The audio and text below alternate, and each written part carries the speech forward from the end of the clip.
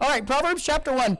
Let's stand together as we read these first 6 verses, and then we're going to talk one more time about Solomon before we get verses 2 through 6 next week.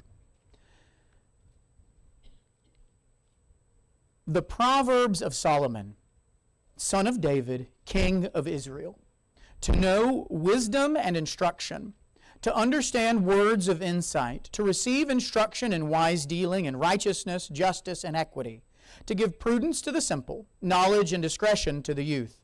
Let the wise hear and increase in learning, and the one who understands obtain guidance, to understand a proverb and a saying, the words of the wise and their riddles. And all the people answered together and said, all that the Lord has spoken we will do. All right, you may be seated. Okay, so we're looking at this first verse here, and we've been looking at it for 3 weeks now on the Proverbs. Look at this first verse. Because this first verse looks like a throwaway verse, right? The Proverbs of Solomon, son of David, king of Israel. And again, this verse here, when you're reading the book of Proverbs, can seem fairly unimportant, almost like the title page of a book, right? No one reads the title page. They just go, oh, title page. No one goes, The Count of Monte Cristo by Alexander Dumas. Like, no one does that. They go, oh, that's the title page. I don't need to read that. And sometimes it can feel that way. But it's not often in the Bible that we get an intro to a book like this. We don't get a lot of, this is the book of, it's like I said last week, we don't get a lot of the book of Genesis by Moses. And so the very fact that this verse is different, that alone should cause us to pause and say, wait, why does this book, of all books, why does this begin with an introduction and telling us what this book, why do we get sort of like a title page to this book? And once we do that, we recognize it. Once we slow down and say, you know what, God probably put that verse in there for a reason.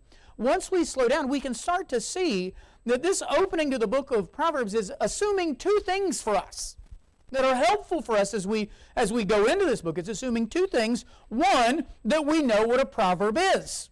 Right? That we know what a proverb is, so we'll care, hey, this is a whole book of Proverbs, right? If I said, I got a whole bag of thingamajigs, and you're like, I don't know what a thingamajig is, you're probably not going to be all that excited. And here the Bible is assuming when it says, behold, the book of Proverbs, these are the Proverbs of Solomon, that it's assuming that you know what a proverb is.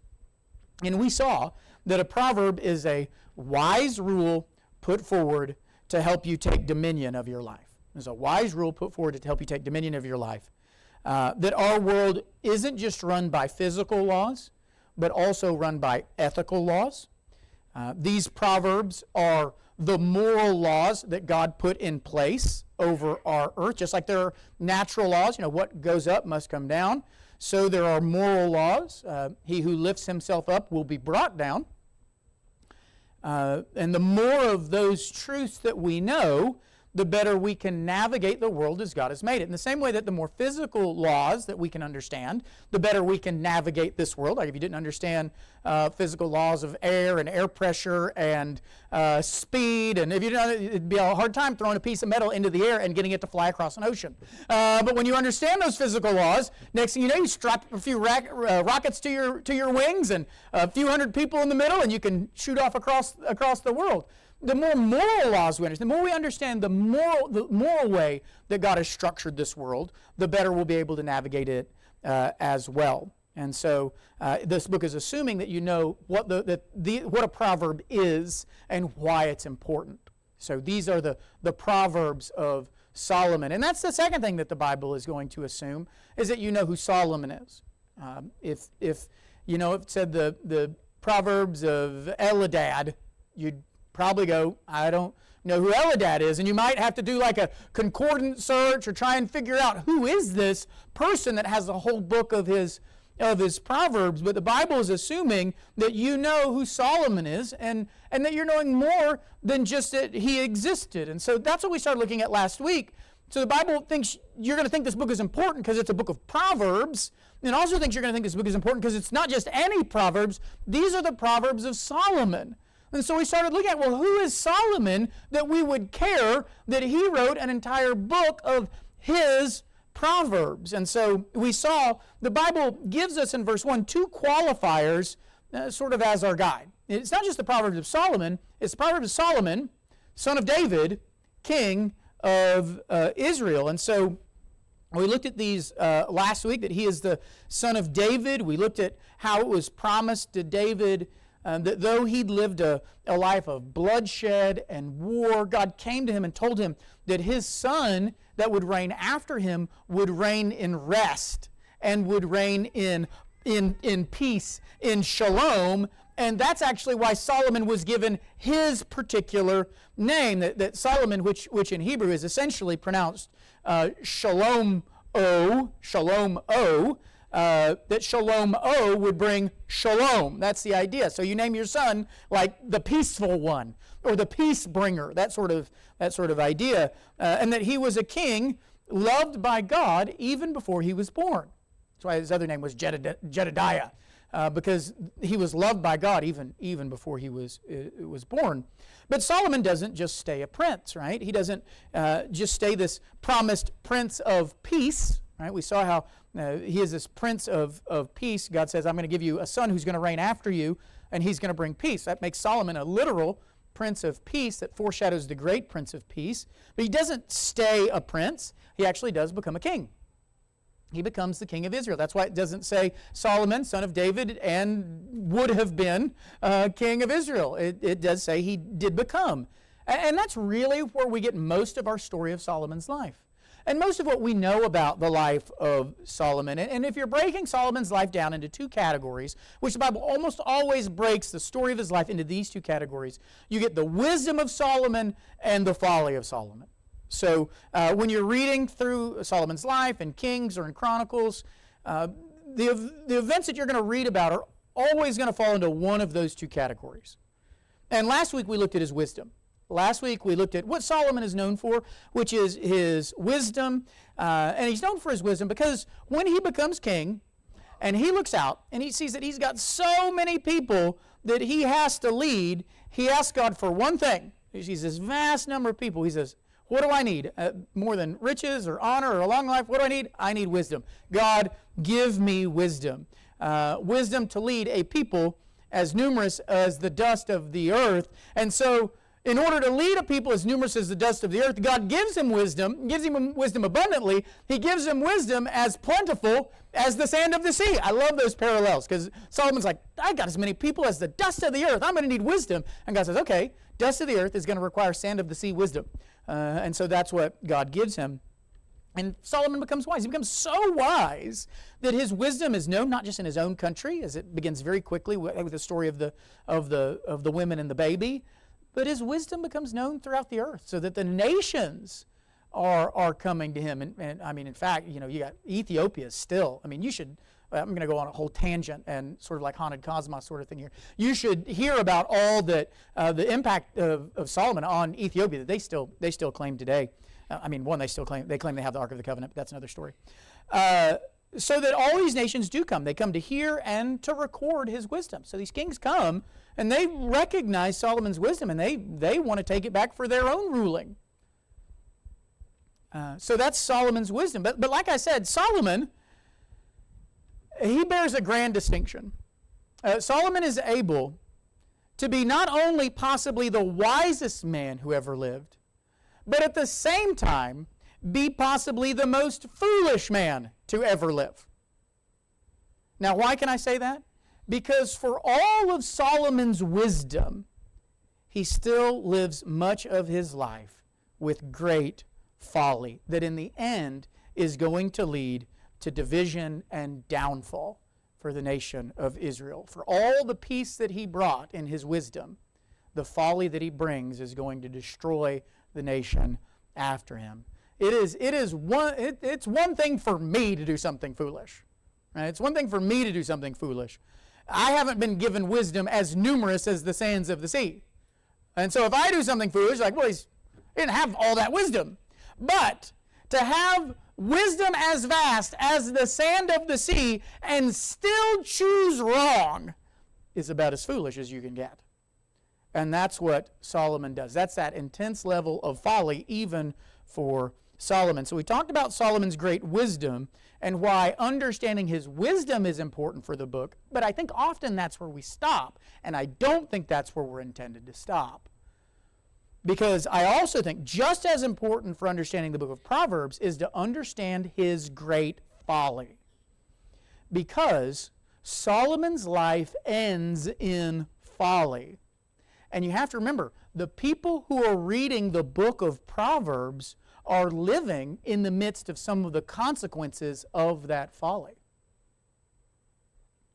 I mean, his son almost instantly causes the breakup of the kingdom.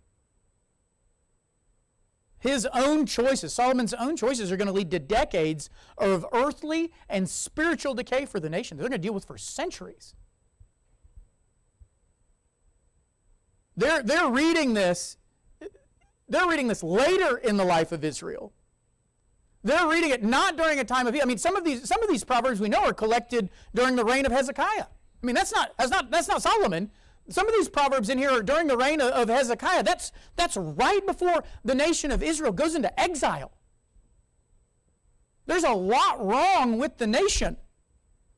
And a lot of the wrong that the nation is dealing with and with the enemies that they're reading about the Prince of Peace and they're looking around them and not seeing a lot of rest and not seeing a lot of peace. They're about to be kicked out of the promised land and they can go, why did this happen? What's going on? They can trace it back to things began by this wisest of kings who made some very foolish choices. And so even as they were given this book and as they're reading the Proverbs of this most wise man, they'll be thinking about how this guy didn't even heed to much of his own wisdom. It would be like reading a book of finances by a guy who'd filed for bankruptcy. It might have some great things financially if you do this, but you're looking at him going, I don't think he did some of those things. So let's take a look at the end of Solomon's life and see what happened and what we can learn and must learn from the folly of Solomon to help us understand the book even better. And so what was the folly of Solomon? Well, to set it all up, we actually have to go back in the past. We have to go back to a time before Solomon, a time before David, a time before even Saul. We have to go back over 600 years to the time of Moses. Okay? To the book of Deuteronomy. Deuteronomy chapter 17. Deuteronomy chapter 17, beginning in verse 14. Listen to what it says. When you come to the land that the Lord your God is giving you, and you possess it and dwell in it, and then you say, I will set a king over me like the nations that are around me. You may indeed set a king over you, whom the Lord your God will choose. One from among your brothers you shall sit as king over you. You may not put a foreigner over you, who's not your brother. Only he must not acquire many horses for himself, or cause people to return to Egypt in order to acquire many horses, since the Lord has said to you, you shall never return that way again. And he shall not acquire many wives for himself, lest his heart turn away, nor shall he acquire for himself excessive silver and gold. And when he sits on the throne of his kingdom, he shall write for himself in a book a copy of this law approved by the Levitical priests. And it shall be with him, and he shall read it all the days of his life, that he may learn to fear the Lord his God by keeping all the words of this law and these statutes and doing them. So he says, okay, Moses says, because God tells Moses, when you get into the land and you want a king, that's fine. You can have one. But it must be a king that I choose.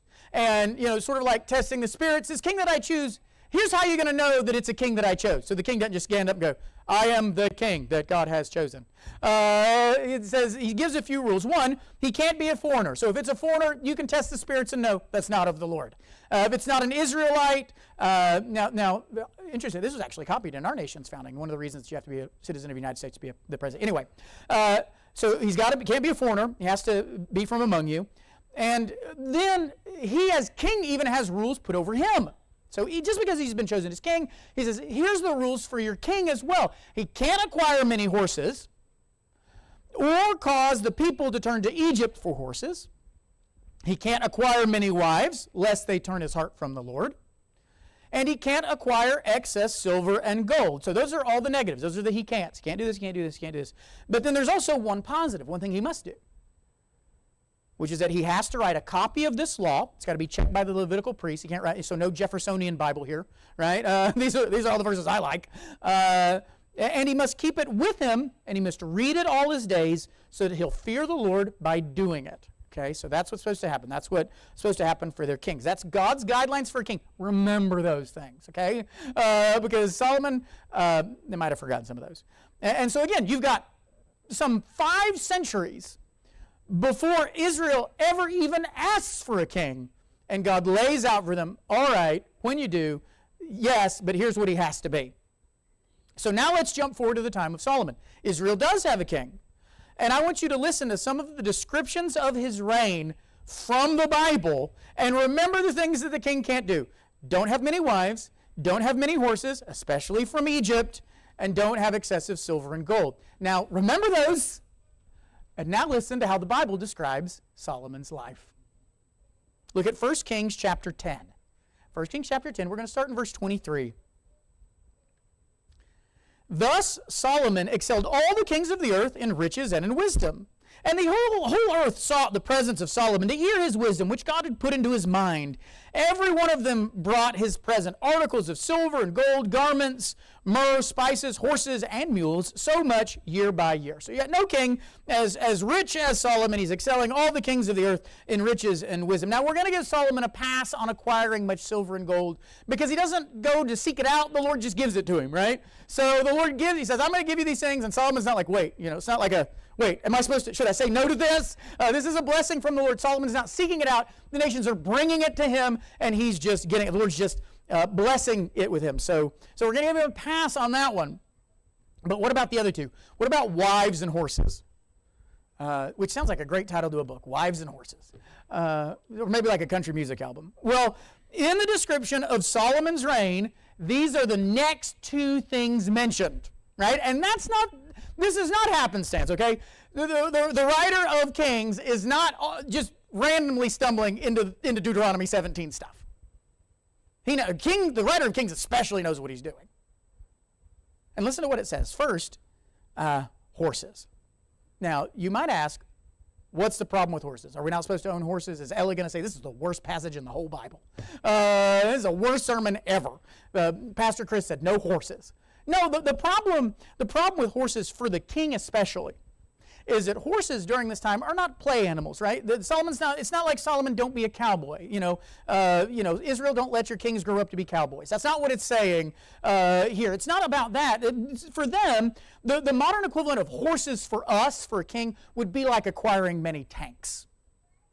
Because that's what horses did. And the reason, so horses are kind of like your tanks. So like your, and that's why, what do they call your tank? It's still called your cavalry today. It is still called that. So it is your armored cavalry. So anyway, by acquiring a lot of horses, the king goes out and he buys a lot of horses. What it's basically saying is that the king doesn't really trust God to protect him. So the king's like, yes, I trust God, but just in case, I'm also going to go buy a bunch of tanks, right? I'm going to buy a bunch of horses. So the king hedges his bet a little bit just in case God fails. If God doesn't protect me like he promises he'll do, then I got a bunch of horses on standby just in case. So that's why there's a problem with acquiring horses. That's the problem with horses. So how did Solomon do on this account? Look at verse 26. And Solomon gathered together chariots and horsemen. He had 1,400 chariots and 12,000 horsemen, whom he stationed in chariot cities and with the king in Jerusalem. So Solomon does gather horses. He gathers a lot of them, and he even upgrades them and has chariots and horsemen. And he's got enough of these horses that he can have entire cities devoted to simply the number of horses that he has. The amounts of chariots and horsemen there. So don't acquire horses. Solomon foolishly does. But what was the whole law? Do you remember? It wasn't just don't acquire horses. It was don't acquire horses and don't cause the people to turn to Egypt for horses. Well, how does 1 Kings continue? And the king made silver as common in Jerusalem as stone, and he made cedar as plentiful as the sycamore of the Shephelah. And Solomon's import of horses was from Egypt. And Q. And the king's traders received them from Q at a price. A chariot could be imported from Egypt for 600 shekels of silver, and a horse from Egypt for 150. And so through the king's traders, they were exported to all the kings of the Hittites and the kings of Syria. So this is a double fail, a double horse fail for Solomon here. Not only does he acquire many horses, enough horses for whole cities of horses, horse cities. Now this passage is a dream for Ella, like entire cities of horses. Not only does he do that, he gets many of them from Egypt. Right? So he turns, instead of turning to God for protection, he turns to Egypt. And he's like, and it says, and people could buy chariots and horses from Egypt for this much, right? They're now on the market. It isn't just Solomon buying them. He's not like, well, technically the Bible said I can't let the people turn toward Egypt, but I can. I mean, he's made a market with Egypt now. But there's another law that was there, wasn't there? A third law.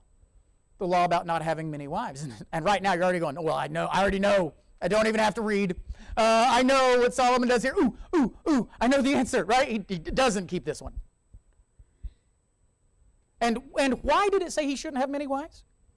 Because they will turn the king's heart from the Lord.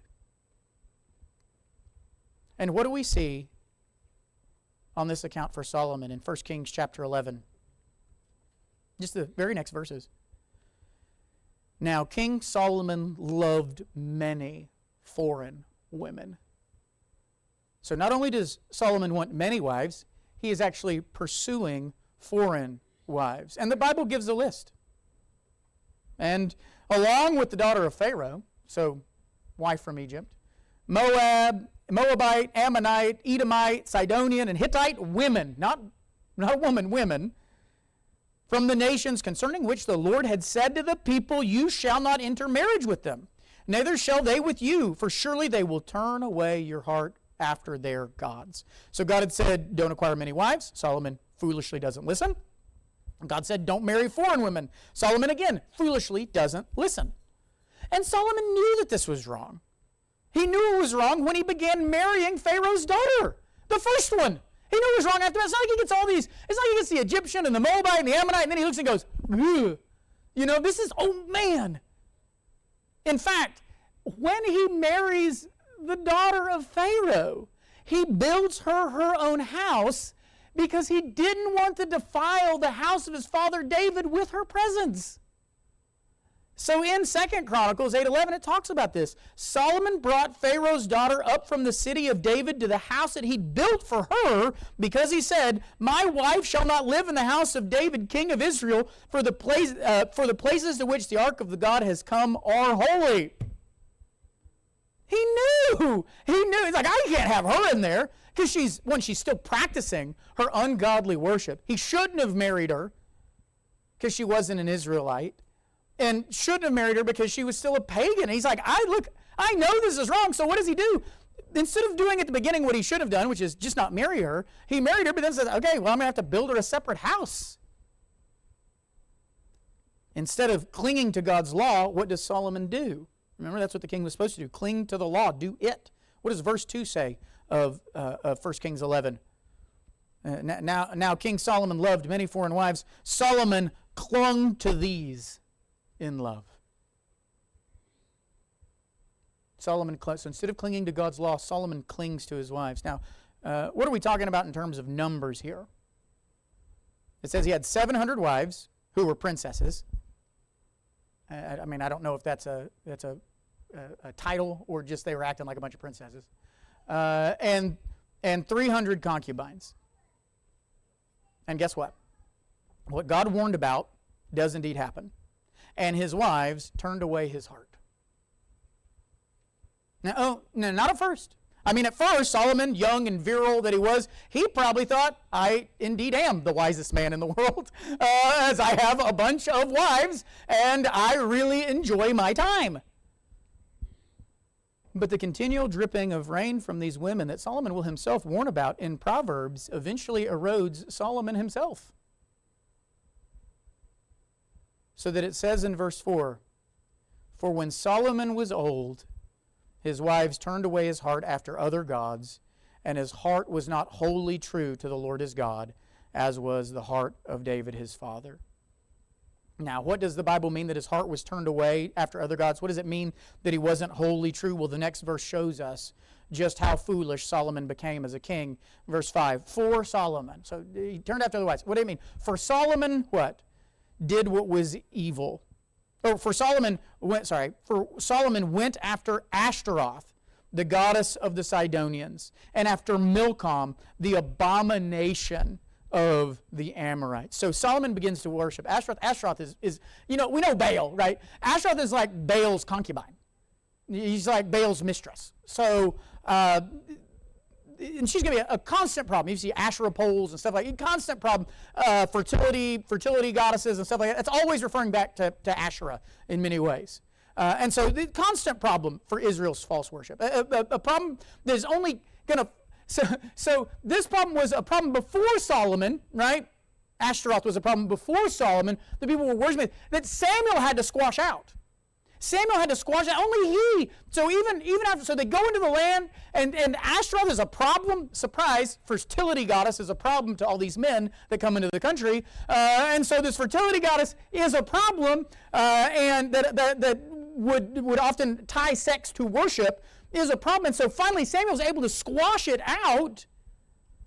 And here, David, and it's not long after Samuel's so excited about David. David's son is the one that's going to bring her back. He does the same thing with Milcom. Milcom, who's not even called the god of the Ammonites, but rather the abomination of the Amorites. And we're going to talk about maybe a little bit why that is, because I think Milcom and Molech might be the same person. But what did God think of this? He doesn't leave us to form an opinion about, well, that seems like less good, right? What does it say? So Solomon did what was evil. It was evil. God says, what was this? This was evil. It was evil in the sight of the Lord and did not wholly follow the Lord as David his father had done. But it gets even worse. Yes, it gets worse. Verse 7. Then Solomon built a high place for Shamash, the abomination of Moab, and for Molech, the abomination of the Ammonites, on the mountain east of Jerusalem. So, recognize what's happening. Not only does Solomon worship these false gods, Solomon is now essentially building churches for them. I mean, and that's bad enough. Just the fact that he's building churches for other gods is bad enough. But remember what we know happens at these particular places of worship. The Bible has told us. In fact, the Bible made a point of telling this to the Israelites before they ever even got in the land. The people were warned about Molech in particular. Leviticus chapter 18:21. You shall not give. So you're getting ready to go into the promised land, and there's going to be people there that are pagans, and they're worshiping these false gods. You shall not give any of your children to offer them to Molech, and so profane the name of your God. I am the Lord. And what would happen in the worship of Molech, and they've found this. They found it with these Molech worship sites. They found a bunch of bones, and guess what? They happen to be very tiny bones. Very tiny bones and skulls, children. They would offer, you would throw your children into the fire that was Molech as a sacrifice in order to be blessed. In fact, God, I so am trusting you, Molech. Here's my child. Bless us. Bless us. God is even more explicit about Molech worship later in Leviticus in chapter 20. It says, say to the people of Israel, any one of the people of Israel, or of the strangers who sojourn in Israel, who gives any of his children to Molech shall surely be put to death. The people of the land shall stone him with stones. I myself will set my face against that man and will cut him off from among the peoples because he's given one of his children to Molech to make my sanctuary unclean and profane my holy name. The people of the land do at all close their eyes to that man who gives one of his children to Molech, and do not put him to death, then I will set my face against that man and against his clan, and will cut them off from among their people, him and all who follow him in whoring after Molech. So anyone caught worshiping Molech by offering his children, you put that person to death. And if someone does this and the people don't kill that person, then I'm going to come down and I'm going to do it. Now this is an important passage that teaches that capital punishment isn't just a good thing. It's actually a requirement from the Lord in some cases. And Solomon, think about this. Solomon, knowing this about Molech, knowing this about Ashtaroth and these pagan gods, knowing this, he knew this from Leviticus because he wrote it down with his hands. Realize that Solomon copied Leviticus 20 with his own hand. And what does he do? Solomon built places for the people of Israel to do this abomination. You want a modern equivalent? This is a modern equivalent of King Solomon being the one who builds abortion clinics. What'd Solomon do? He built an abortion clinic. He built a place where you can come and offer your children to Molech. It'd be the equivalent of Solomon building satanic churches. That's what these are churches of demon worship. That's what he's doing. He's building places for people to go and worship demons. Solomon isn't just... Solomon is essentially a demonic church planner at the end of his life. He's not just okay with these practices, he's committing them. And he's not just committing them, he's encouraging and equipping them. This is the end of Romans chapter 1, all over in Solomon's life. Some of the most grievous sin possible that God says his people could commit, and Solomon's helping facilitate it. And what Solomon should have been doing was killing it, and instead he's helping it.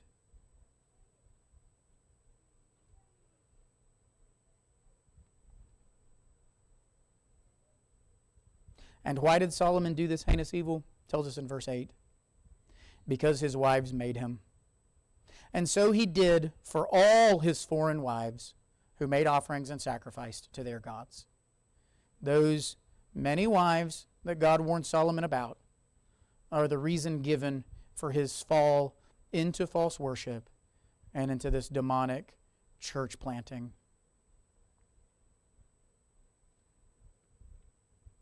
And God, it says, is not happy with Solomon. Verse 9, the Lord was angry with Solomon because his heart had turned away from the Lord, the God of Israel, who had appeared to him twice and had commanded him concerning this thing. So I showed up to you twice. And I commanded. It would have been enough to command it, but I commanded it, and then I appeared to you twice. That he should not go after other gods, but he did not keep what the Lord commanded. So what's God going to do? Verse 11, therefore the Lord said to Solomon, since this has been your practice, and you've not kept my covenant and my statutes that I commanded you, I will surely tear the kingdom from you and will give it to your servant. Yet for the sake of David your father, I will not do it in your days, but I will tear it out of the hand of your son. However, I will not tear away all the kingdom, but I will give one tribe to your son for the sake of David my servant, and for the sake of Jerusalem that I have chosen. And the Lord raised up an adversary against Solomon, Hadad, the Edomite. So since you've done what I said not to do, you're going to lose the kingdom, Solomon. I'm going to give it to your servant. Now remember that. I'm going to give it to your servant. I think that's intentional. And not during your lifetime. I'm going to do it afterwards. And not all of the kingdom, you'll keep a tribe. Your line will keep a tribe. And then poignantly, at the end of this, in verse 14, God does raise up an adversary against Solomon. Now, why is that so significant? That at the end of this, God is raising up an adversary against Solomon. Go back to the beginning. What was Solomon's reign supposed to be? What did God, when he first introduced us to Solomon, what did he say? His reign was supposed to be a time of God-given peace. He was even named for that peace that was supposed to encapsulate all of his reign. But now, instead of peace, God is bringing war. God is one raising up, he's raising up war against the Prince of Peace. And it's not just Hadad the Edomite that we see there in verse 14. You go look through the rest of that chapter. He begins to lay out all the enemies. God's just not raising up one enemy, one adversary. He's raising up all these enemies that he's raising up against Solomon at the end of his life, even enemies from within Israel. One of Solomon's own servants, Jeroboam, just as the Lord said he's going to do. And guess who does end up reigning over the kingdom? Jeroboam reigns over 10 of the 12 tribes. And the promised Prince of Peace becomes the reason that the nation ends up with war. War not just with the nations around them, but ultimately ending up in civil war that's going to destroy God's people from the inside out. And that's how Solomon's life ends. The very next line in the book of Kings is essentially, and Solomon died and was buried. There's no great revival scene, no turnaround, no escape from folly and return to wisdom, no redemption moment where Solomon realizes his folly and he tears down all that stuff and he burns all, like Solomon ends up chasing the prophets of Asherah around and destroying all the prophets of Molech. Nothing. That's how his story ends. That's the let-down finish of a kingly story that started so great. And Solomon's folly ends up having, in many ways, a longer-lasting impact than his wisdom. Because God does what he promised. He does tear the kingdom from Solomon's son because of the folly of his father.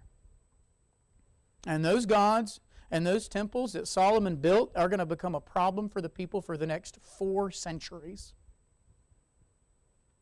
So Samuel destroys it, and within a lifetime, Solomon rebuilds it. But after Solomon builds back these false worships, it's going to be 4 centuries. It's not until King Josiah comes that those buildings and that worship is done away with. That the world's wisest man ends his life as a fool.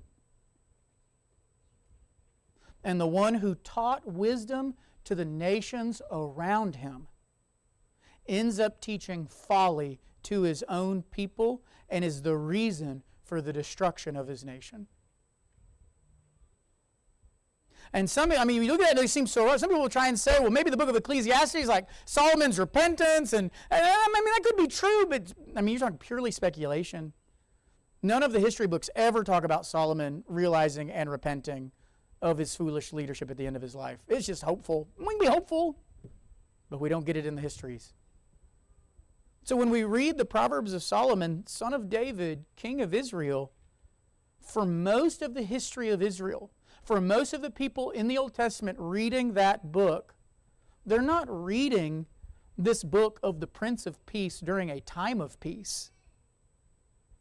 For most of the people reading this book, they're reading it in the rubble of Solomon's folly. That's why I said the Bible doesn't expect us just to learn from Solomon's wisdom, but to do so standing in the shadows of his very real folly. So what can we learn from Solomon's wisdom? Here's just some brief application that I think we can learn from this and what I want us to know about Solomon's folly as we're reading the book, and that can help shape our reading of the book and what we got to make sure we don't forget. One, possession of wisdom is not the end of the battle. Okay, one thing we learn from Solomon, having the wisdom is not the end of the battle. Just because you become wise doesn't mean you can coast. So if you start getting this and you start seeing you're applying wisdom in your life and it's great, Solomon is doing all this, but then when he became an old man, now there were steps along the way of folly. Steps along the way of folly. Marrying these women, folly, folly, folly, folly. But the receipts didn't come until the end.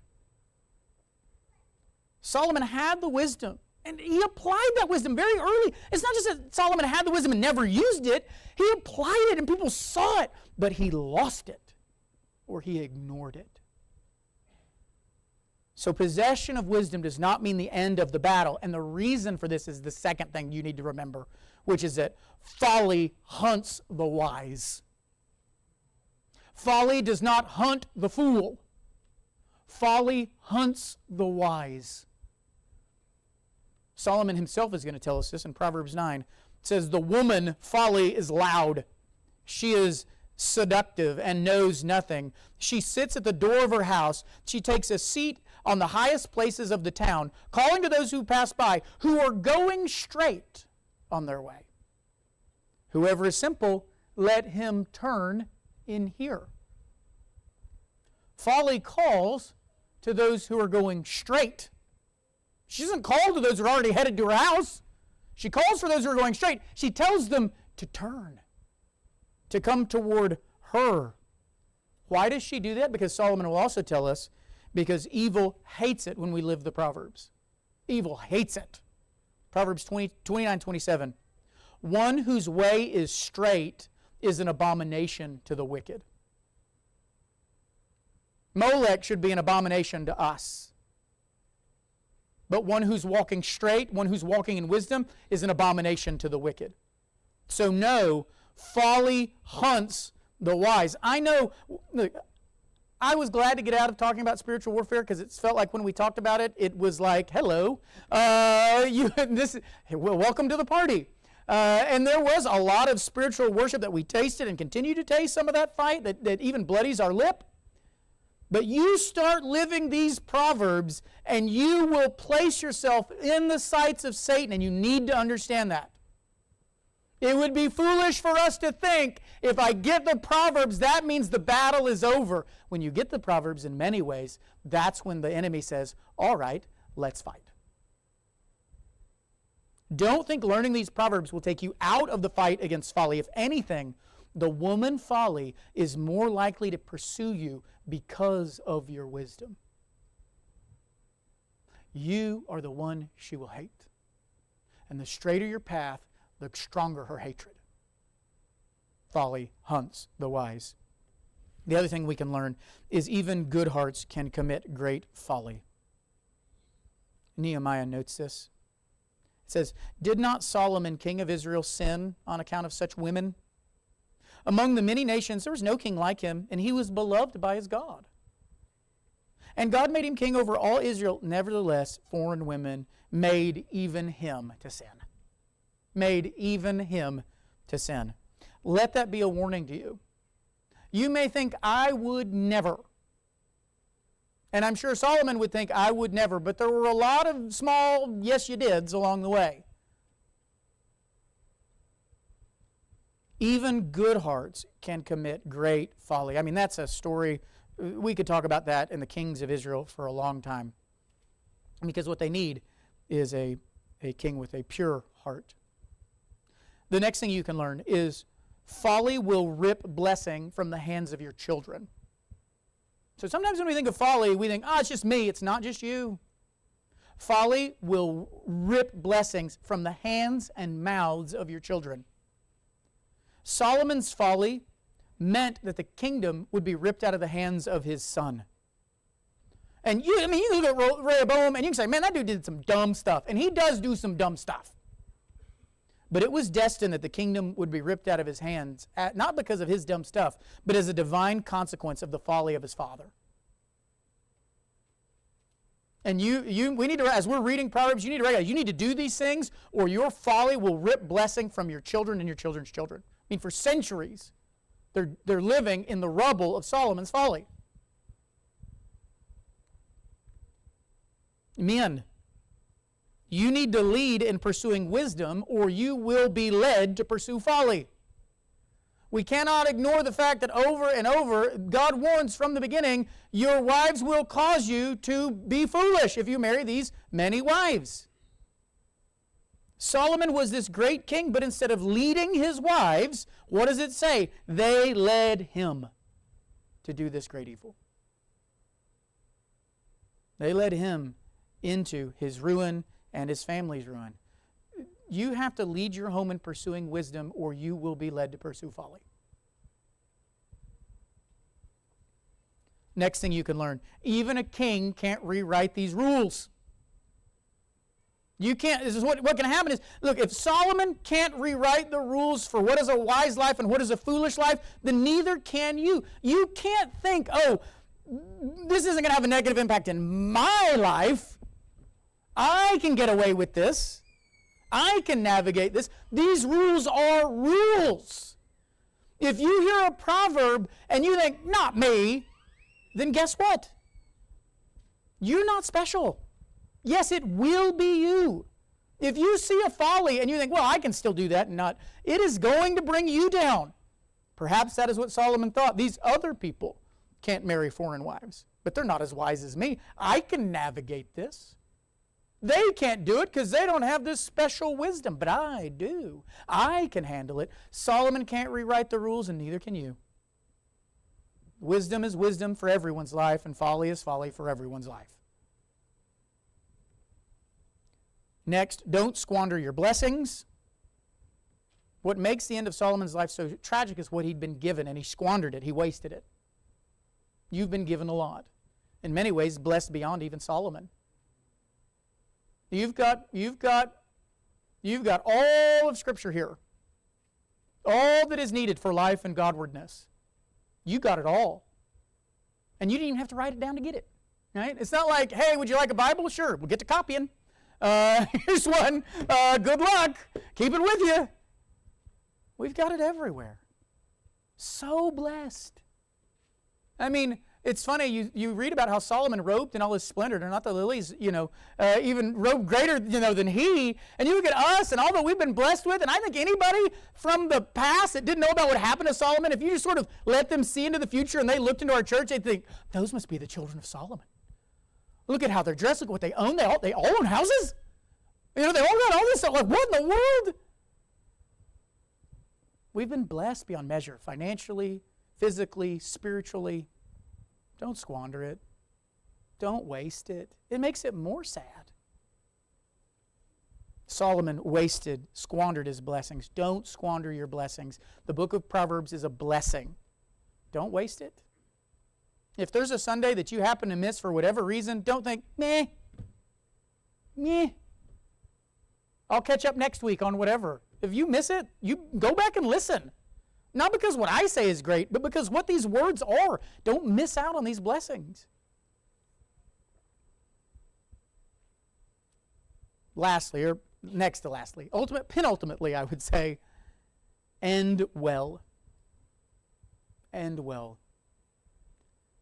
Some of you have been really wise for a long time. And it can feel like at the end you just coast. But don't be at the end of your life and fall into some folly that a younger you would have never done. I mean, as someone who reads books and listens to theologians and pastors, I'll tell you, so many times the anxiety of later life can lead us to make foolish decisions that we would not have made if we were younger, for whatever reason. I like to think that a young Solomon would not have built abortion clinics, would not have built demonic churches. I like to think that, but at the end of his life, he did. So many great theologians, so many great pastors, so many great Christians didn't end well. Recognize that great temptation.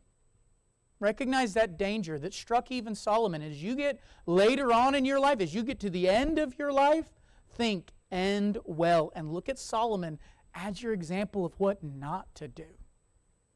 And the danger of what pursues you even at the end of your life. So end well. Solomon did not end well. End well. And lastly, there is only one true Prince of Peace. That's what we learn from Solomon. Solomon was a Prince of Peace, but he was a Prince of Peace who ended up destroying his people. Christ is the Prince of Peace who brings true rest and true peace to his people and who will never have the kingdom snatched away from him. Thank the Lord. Let's pray.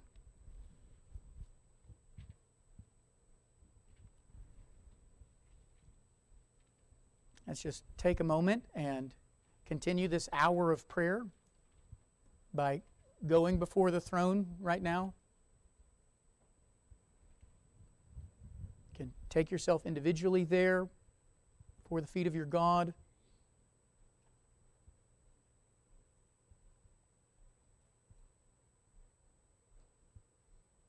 And what do you need to ask Him to do?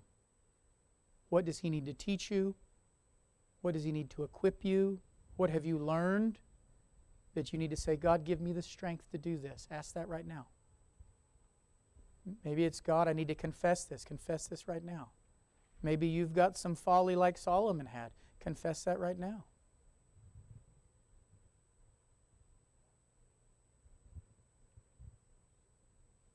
Maybe there's a truth that you want to learn even better. Ask Him, say, Father, teach me that. Please teach me that. It looks so good, but I don't want it to just look good. I want to live it. Help me to live it. Ask your Father.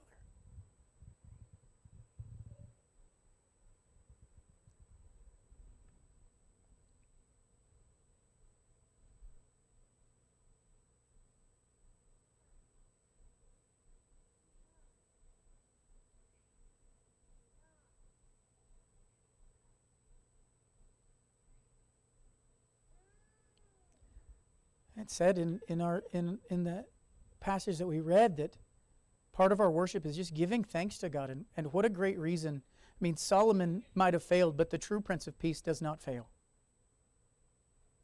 So praise God that we're not living in the rubble of the kingdom. We're living in the building of the kingdom. Holy stones being built up out of the rubble that was this world. Part of a kingdom that cannot be shaken.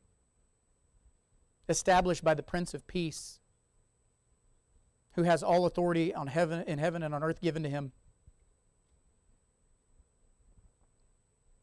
So just thank God for the Prince of Peace, the true Prince of Peace.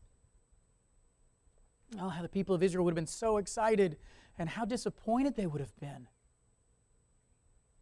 What became of Solomon? I don't know. Look at what his son did. And the peace just wisp away like smoke. What joy to know that we've got the true Prince of Peace reigning over the kingdom we're a part of, who has taken us from the kingdom of darkness. God has taken us from that kingdom and put us in the kingdom of that Son. Thank God right now.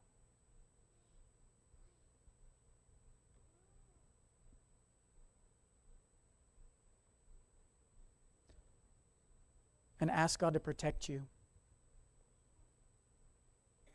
Ask God to protect you, because folly hunts the wise, and the wicked hate those who are living lives of the straight.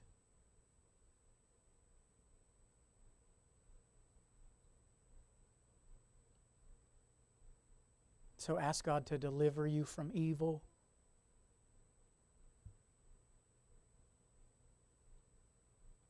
That you're wise enough to know that if it was able to bring Solomon down, it could bring you down. And so you've always got to be ready. Ask God to make you ready. Ask Him to see, to be able to differentiate between the woman folly and the woman wisdom. To see when she's trying to turn you off the path and toward her house that is death. Ask God to prepare your heart for this book.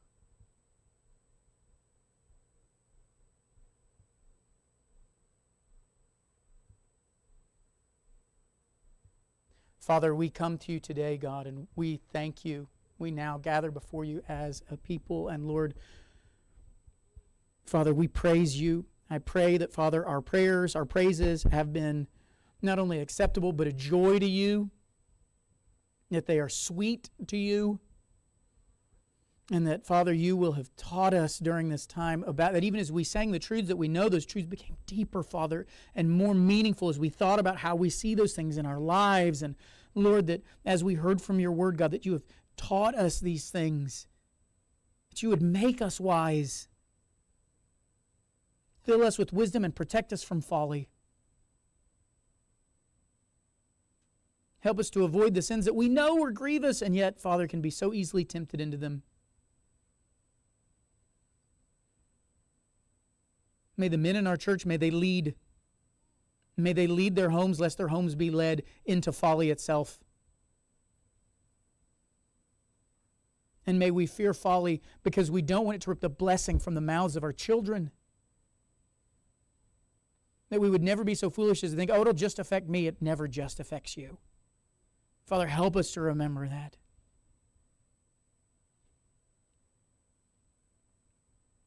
And Father, help us to end our lives well. to end our story well, because so many times that's what people remember.